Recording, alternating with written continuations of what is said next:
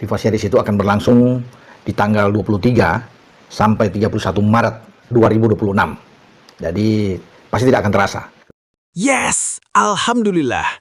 Tepat pagi ini, pernyataan sangat gila dan berani John Herdman viral di medsos.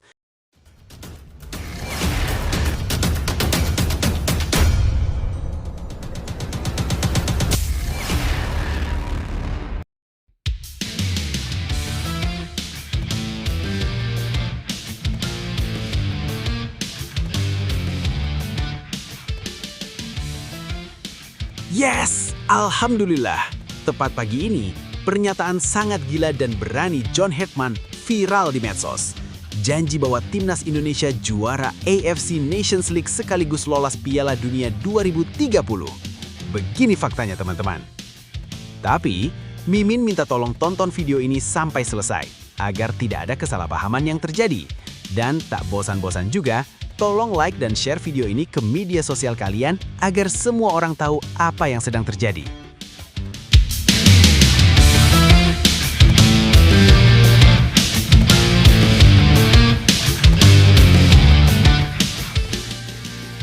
Sebelumnya diberitakan, Konfederasi Sepak Bola Asia atau AFC tengah menyiapkan ajang baru bertajuk AFC Nations League, mengikuti jejak UEFA dan CONCACAF. Meski format serta jadwalnya belum diumumkan secara resmi, wacana ini sudah memantik antusiasme besar, termasuk di Indonesia. Banyak pihak menilai kehadiran AFC Nations League bisa menjadi titik balik bagi timnas Indonesia dalam peta sepak bola Asia. Berikut ini 3 faktanya. Fakta 1. Naik kelas di ranking FIFA tanpa harus melawan raksasa Asia. Salah satu keuntungan terbesar dari AFC Nations League adalah peluang realistis timnas Indonesia untuk mendongkrak posisi di ranking FIFA. Jika mengacu pada konsep yang diterapkan UEFA Nations League, setiap tim akan ditempatkan dalam liga berdasarkan peringkat FIFA mereka. Artinya, skuad Garuda tidak harus langsung berhadapan dengan tim-tim elit Asia seperti Jepang, Korea Selatan, atau Iran. Berdasarkan format yang ramai diperbincangkan di media sosial dan merujuk ranking FIFA terkini, timnas Indonesia diproyeksikan masuk ke AFC Nations League B. Di level ini, Indonesia akan menghadapi lawan-lawan yang relatif setara, mayoritas berasal dari 100 besar dunia. Situasi tersebut menjadi peluang emas karena kemenangan atas tim dengan peringkat berdekatan memiliki dampak signifikan terhadap perolehan poin FIFA, berbeda dengan laga uji coba biasa yang seringkali minim efek. Fakta 2. FIFA Matchday jadi lebih pasti tanpa drama cari lawan. Selama bertahun-tahun, timnas Indonesia kerap kesulitan mendapatkan lawan sepadan di luar agenda resmi seperti kualifikasi Piala Dunia atau Piala Asia. Tidak jarang, PSSI harus bekerja ekstra keras mencari negara yang bersedia bertanding saat FIFA Matchday. Bahkan terkadang hanya mendapatkan lawan dadakan dengan kualitas jauh di bawah atau justru terlalu kuat. Kehadiran AFC Nations League menjadi solusi konkret atas persoalan klasik tersebut. Dengan sistem kompetisi resmi yang terjadwal, timnas Indonesia otomatis memiliki lawan di setiap jendela internasional. Inilah salah satu alasan utama AFC menggagas turnamen ini. Mereka menyadari laga uji coba antar anggota Asia perlu naik kelas, agar tidak sekedar formalitas tetapi juga memiliki nilai kompetitif dan dampak langsung bagi perkembangan tim nasional. Fakta 3. Peluang cuan dan daya tarik sponsor makin terbuka. Tak hanya menguntungkan secara teknis, AFC Nations League juga membawa potensi besar dari sisi finansial. Bagi PSSI dan Timnas Indonesia, laga resmi dengan format kompetitif jelas lebih menjual dibanding laga persahabatan biasa. Nilai pertandingan meningkat, begitu pula potensi pemasukan dari tiket, hak siar, dan kerjasama komersial. Nah, sebelum lanjut mendengar berita ini, untuk para netizen, keluarkan satu kalimat pamungkas untuk menanggapi kabar ini. Menurut kalian, apakah John Herdman merupakan pelatih yang tepat untuk timnas Indonesia senior? Ayo teman, berikan tanggapan kalian di kolom komentar. Bravo Timnas Indonesia, bravo PSSI. Ayo Garuda, buktikan bahwa level kita sudah dunia. Buktikan bahwa kita adalah raksasa Asia. Tiket Piala Dunia harga mati. Di sisi lain, jangan lupa juga satu kalimat khusus untuk Erick Thohir CS yang sedang berusaha keras memajukan sepak bola Indonesia. Silahkan tulis di kolom komentar. Ayo terbang tinggi Garuda. Mari kita lanjut teman-teman. Selain itu, Laga-laga berkualitas yang digelar secara rutin akan meningkatkan nilai tawar timnas Indonesia di mata sponsor. Brand-brand besar cenderung lebih tertarik berinvestasi pada kompetisi resmi dengan exposure luas dan kepastian jadwal. Dengan demikian, AFC Nations League bukan hanya soal prestasi di lapangan, tetapi juga peluang memperkuat fondasi finansial sepak bola nasional dalam jangka panjang. Dengan segala potensi tersebut, AFC Nations League layak dinanti sebagai babak baru perjalanan timnas Indonesia di level Asia. Jika dimaksimalkan dengan persiapan matang, ajang ini bisa menjadi panggung pembuktian skuad Garuda bukan hanya untuk bersaing, tetapi juga untuk benar-benar naik kelas. Lebih lanjut, situasi kemunculan AFC Nations League bisa dibaca sebagai momentum strategis yang datang di waktu tepat bagi timnas Indonesia. Selama ini, perkembangan tim nasional sering terhambat bukan karena kekurangan talenta, melainkan minimnya laga kompetitif yang terukur dan berkesinambungan. Turnamen ini berpotensi menutup celah tersebut dengan menghadirkan pertandingan resmi yang kualitas lawannya relatif seimbang, sehingga progres tim bisa dinilai secara objektif dari waktu ke waktu. Dari sisi teknis, AFC Nations League memberi ruang bagi timnas Indonesia untuk bertumbuh tanpa tekanan berlebihan menghadapi raksasa Asia di tahap awal. Pola kompetisi seperti ini lebih sehat untuk tim yang sedang membangun, karena kemenangan tidak hanya berdampak pada kepercayaan diri pemain, tetapi juga langsung berimbas pada perbaikan ranking FIFA. Efek domino dari ranking yang naik akan terasa ke banyak aspek, mulai dari pot undian sampai persepsi internasional terhadap sepak bola Indonesia. Namun peluang ini juga membawa tuntutan. Ketika lawan, jadwal, dan level kompetisi sudah jelas, tidak ada lagi alasan untuk menjadikan laga internasional sekedar ajang coba-coba. PSSI dan tim pelatih dituntut menyiapkan perencanaan jangka menengah yang serius, termasuk rotasi pemain, manajemen fisik, dan target yang realistis di setiap fase kompetisi.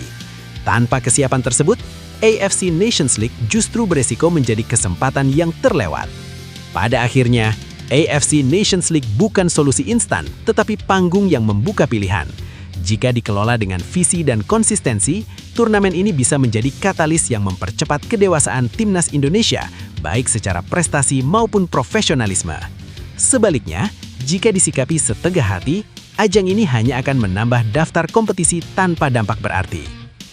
Jangan ragu bermimpi besar, karena sepak bola Indonesia sedang berada di jalur yang benar. Setiap proses memang tidak selalu terlihat instan, tetapi langkah-langkah kecil yang konsisten akan membentuk lompatan besar di masa depan. AFC Nations League bisa menjadi panggung pembuktian bahwa timnas Indonesia bukan sekedar penggembira, melainkan tim yang siap bertumbuh, belajar, dan bersaing dengan kepala tegak.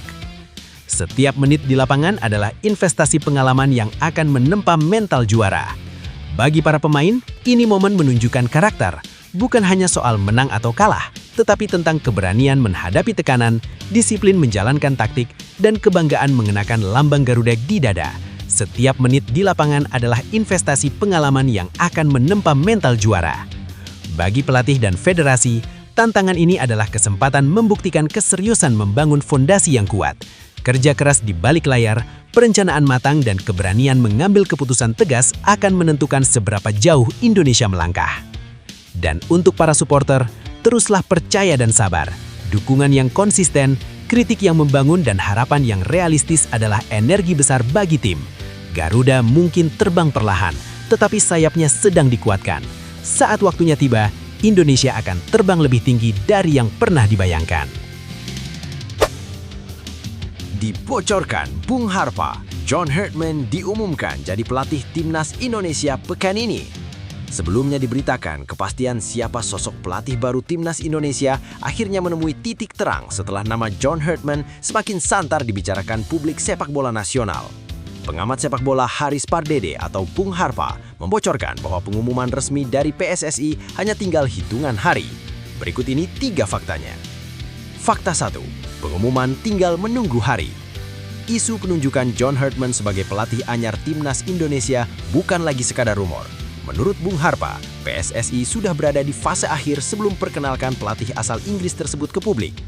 Ia mengungkapkan bahwa pengumuman resmi akan dilakukan dalam rentang waktu yang sangat dekat. Memang belum diinfokan resmi. Dari yang saya dapat dari sumber yang sangat terpercaya, akan diumumkan dalam beberapa hari, mungkin 1, 2, 3 hari ini, ujar Bung Harpa saat berbincang di acara Morning Zone Rabu 24 Desember 2025. Lebih lanjut, Bung Harpa menegaskan bahwa timing ini sejalan dengan janji lama PSSI kepada publik. Memang ini selaras dengan yang dijanjikan sejak lama. Pengumuman pelatih itu prediksi Desember-Januari. Terakhir dikuatkan itu akhir Desember atau awal Januari paling lambat. Ucapnya. Fakta 2. Tolak Honduras, pilih Indonesia. Nama John Herdman semakin kuat setelah laporan media Honduras Once Noticias menyebut sang pelatih menolak tawaran dari Federasi Sepak Bola Honduras demi menerima pinangan PSSI.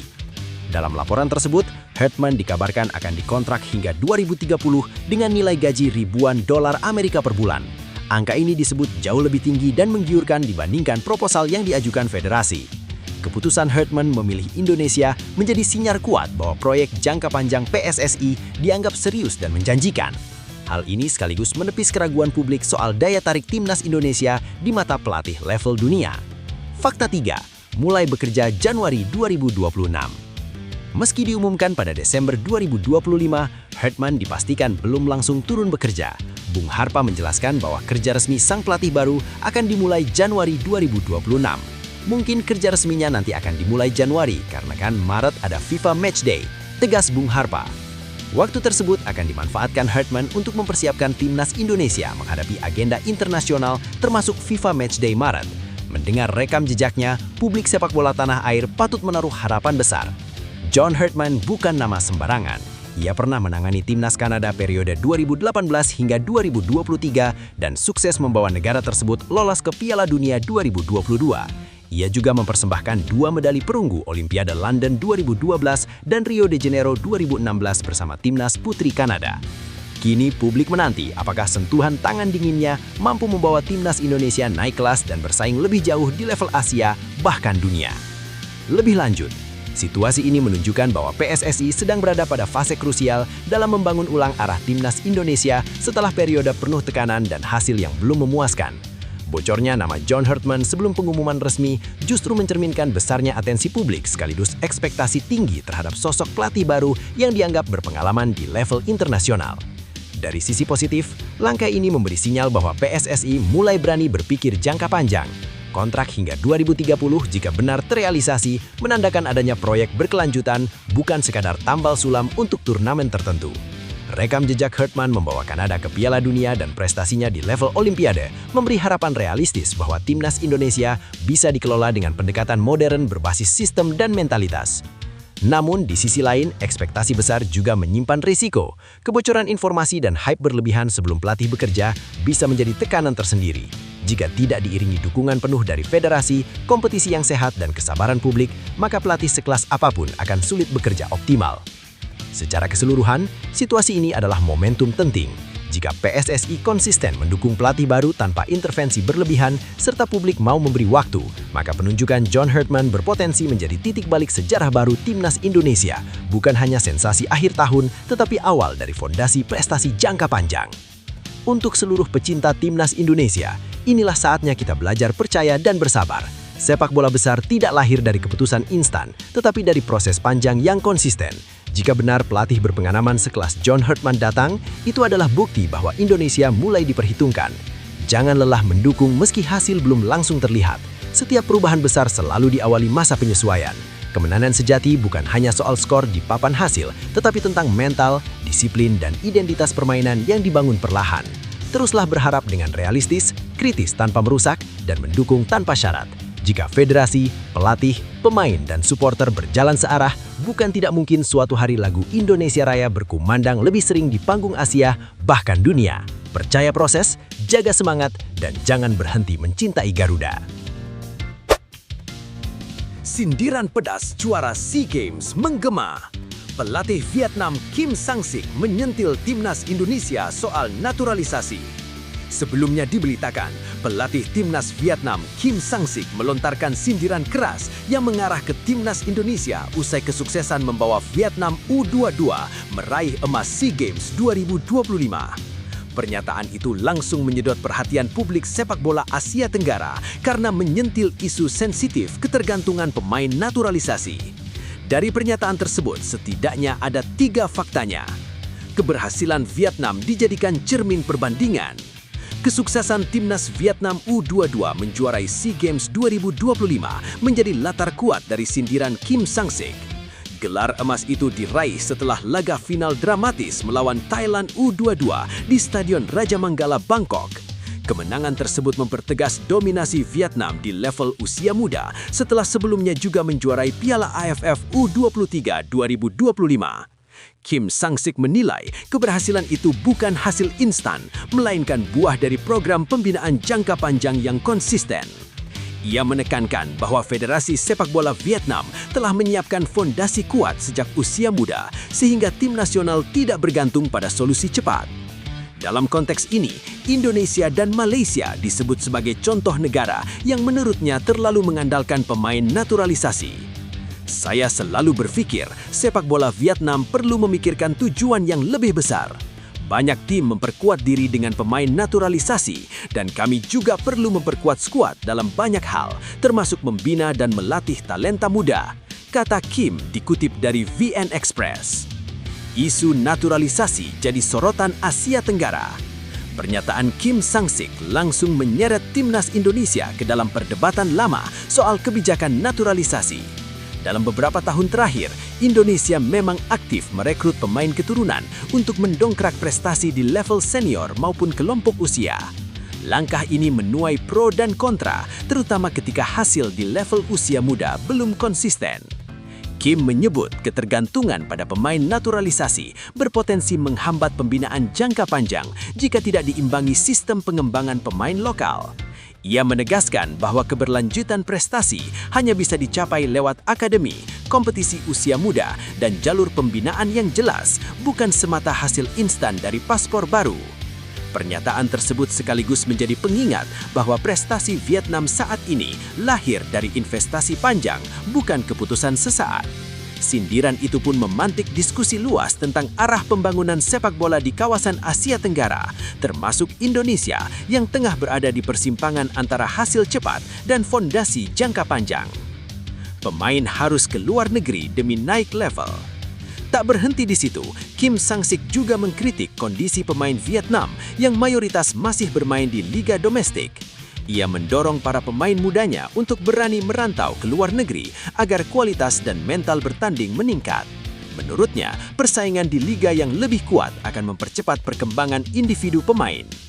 Pemain Vietnam saat ini hanya bermain di dalam negeri, jadi saya pikir pemain Vietnam perlu pergi ke luar negeri ke liga yang lebih kuat untuk mengembangkan diri, tandas Kim. Ia juga menegaskan komitmennya untuk terus membimbing generasi muda meski merasa kontribusinya belum maksimal. Kim melihat tantangan sepak bola modern menuntut pemain yang terbiasa menghadapi tekanan tinggi dan tempo cepat, sesuatu yang sulit didapat jika hanya bermain di satu ekosistem liga. Sindiran Kim Sang-sik pada akhirnya bukan sekedar kritik untuk Indonesia, melainkan refleksi keras tentang arah pembangunan sepak bola regional. SEA Games 2025 menjadi panggung pembuktian bahwa fondasi kuat di level akar rumput masih menjadi kunci utama kejayaan jangka panjang. Lebih lanjut, situasi ini menunjukkan benturan dua pendekatan besar dalam membangun sepak bola modern di Asia Tenggara antara hasil instan dan pembangunan jangka panjang. Sindiran Kim Sang-sik memang terdengar tajam, namun tidak sepenuhnya bisa dianggap serangan personal terhadap timnas Indonesia. Pernyataan itu lebih mencerminkan sudut pandang seorang pelatih yang baru saja memetik hasil dari sistem pembinaan yang berjalan konsisten selama bertahun-tahun.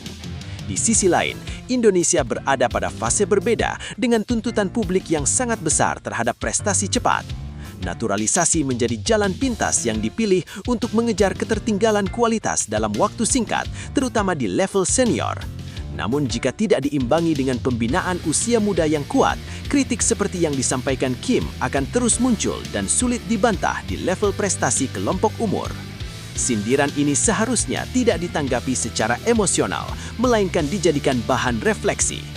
Vietnam sedang menuai hasil dari kesabaran, sedangkan Indonesia masih mencari keseimbangan antara membangun fondasi dan memenuhi ekspektasi publik.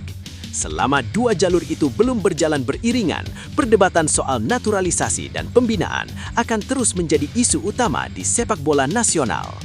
Situasi ini justru bisa menjadi bahan semangat bagi sepak bola Indonesia untuk naik kelas.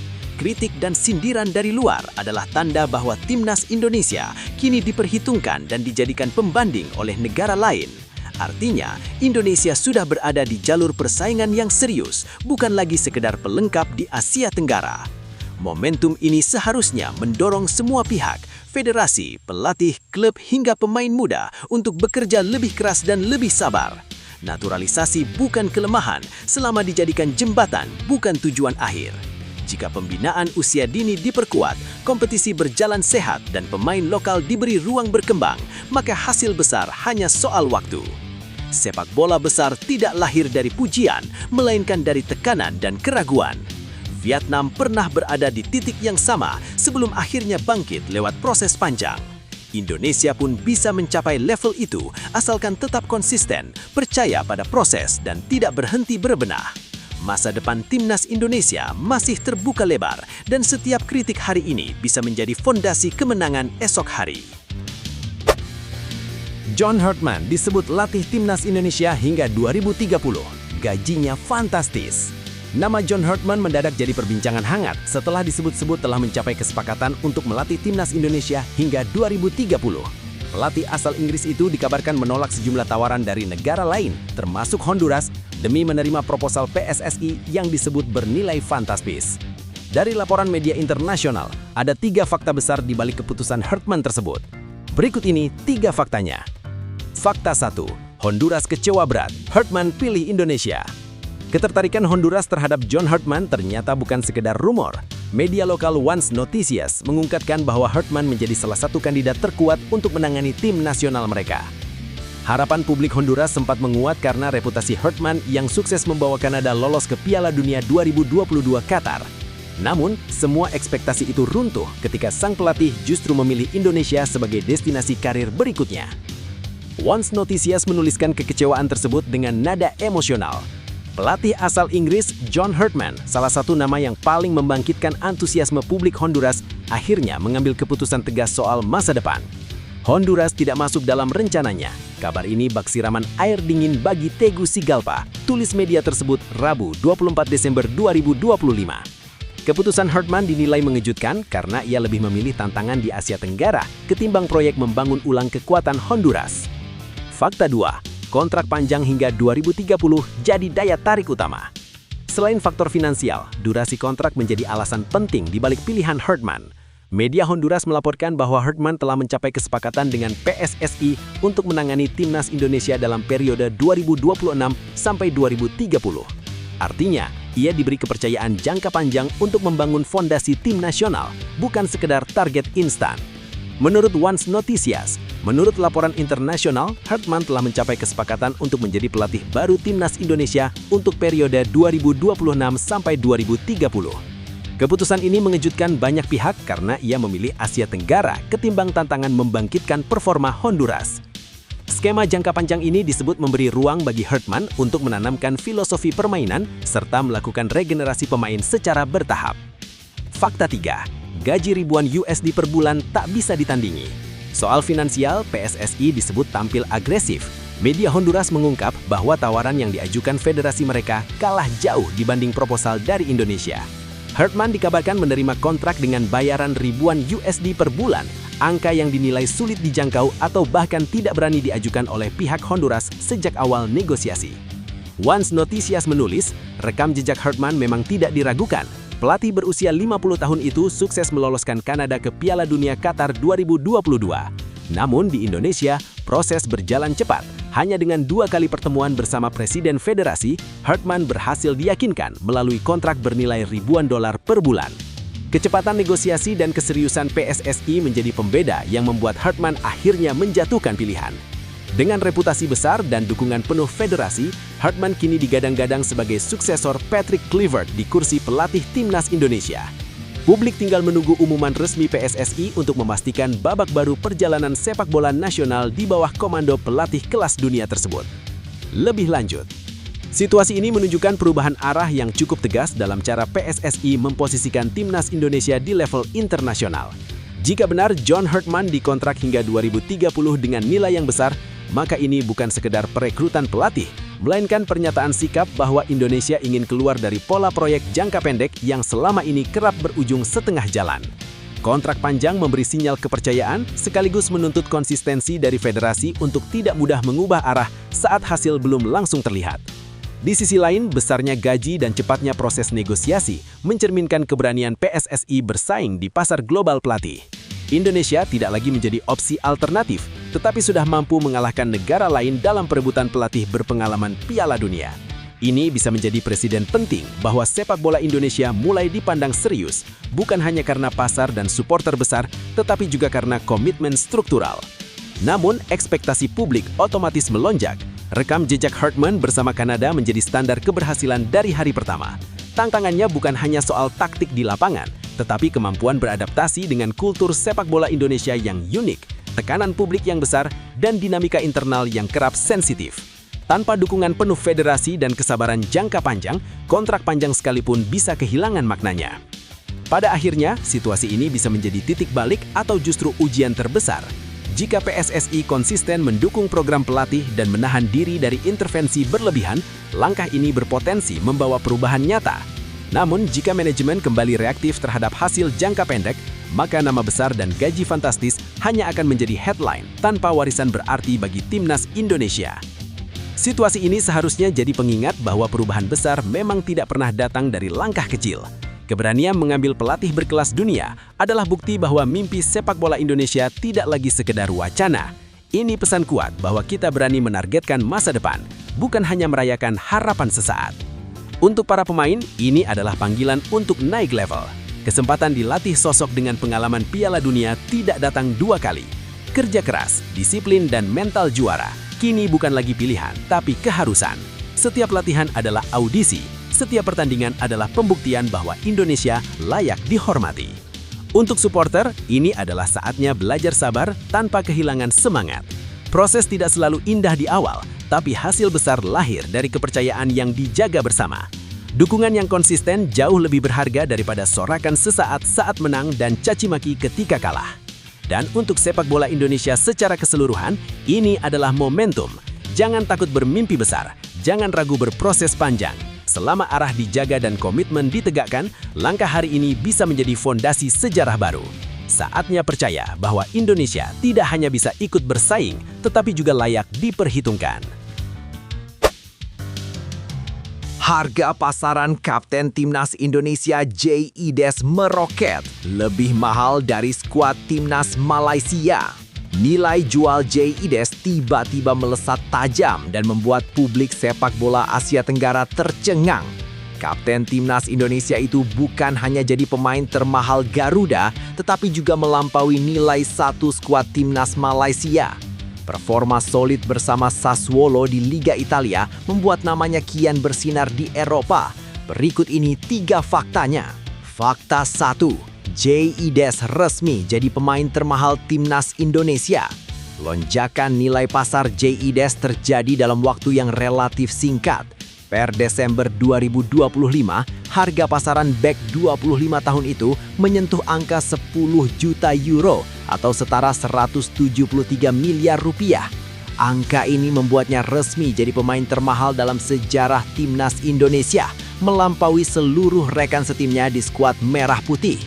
Kenaikan tersebut tak lepas dari proses transfer J. Ides ke Sassuolo pada bursa musim panas 2025. Klub Serie A itu disebut menebus Ides dari Venezia dengan nilai sekitar 8 juta euro. Angka tersebut sudah lebih tinggi dibandingkan harga pasar Ides pada Juni 2025 yang berada di kisaran 7 juta euro. Dalam 5 bulan saja, nilainya melonjak drastis dan menegaskan statusnya sebagai aset berharga Indonesia di Eropa. Fakta 2, nilainya lebih mahal dari satu skuad Timnas Malaysia. Yang paling menyita perhatian adalah perbandingan langsung dengan rival regional.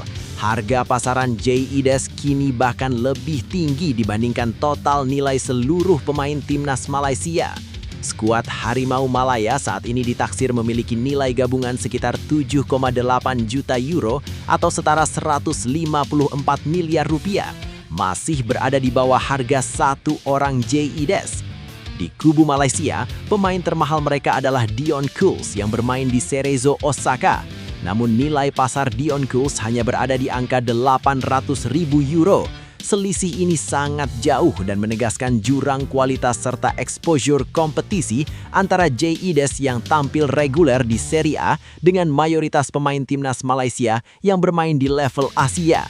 Fakta 3. Performa konsisten di Serie A jadi kunci. Meroketnya harga pasaran JIDES bukan terjadi tanpa alasan. Sepanjang musim Liga Italia 2025-2026, ia tampil konsisten bersama Sassuolo. Dari 16 pertandingan yang sudah dijalani timnya, IDES tampil sebanyak 15 kali dengan total menit bermain mencapai 1.350 menit, hampir selalu menjadi pilihan utama di lini belakang. Pelatih Sassuolo Fabio Grosso mempercayakan posisi starter penuh kepada IDES. Kepercayaan itu dibayar dengan performa solid di lapangan. Sassuolo mencatatkan 5 clean sheet dan hanya kebobolan 18 gol ketika IDES berada di jantung pertahanan. Konsistensi tersebut membuat namanya mulai dikaitkan dengan klub besar Italia. AC Milan dikabarkan tertarik dan siap menebus JIDES pada bursa transfer musim dingin 2026 jika negosiasi berjalan mulus. Kisah JIDES kini bukan hanya soal angka di atas kertas, tetapi juga simbol meningkatnya reputasi pemain Indonesia di panggung sepak bola Eropa. Lebih lanjut, situasi ini menunjukkan perubahan besar dalam peta sepak bola Indonesia, khususnya dari sisi kualitas individu pemain yang kini mulai diakui di level Eropa. Lonjakan harga pasaran JIDES bukan sekedar angka sensasional, melainkan refleksi dari konsistensi performa, level kompetisi yang dihadapi, serta kepercayaan klub Serie A terhadap kemampuannya.